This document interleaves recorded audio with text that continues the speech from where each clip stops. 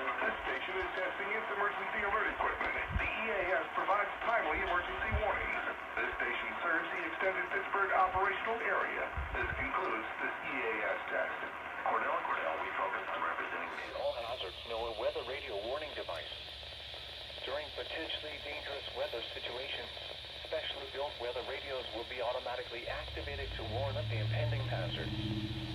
Tests of these radios and the warning alarm system will be conducted by the National Weather Service every Wednesday between 11 a.m. and noon.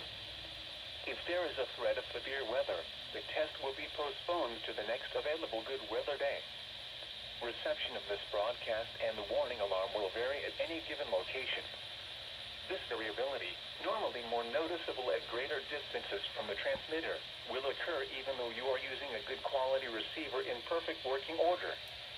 To provide the most consistent warning service possible, the warning alarm will only be activated for warnings in selected watches affecting the listening area.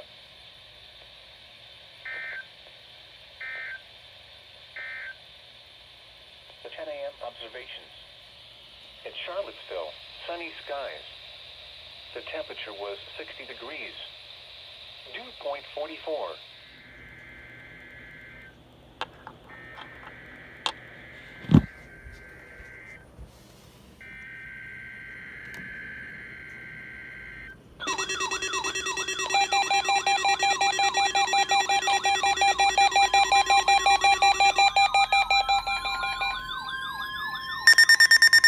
This has been a test of the NOAA all-hazards weather radio alarm system.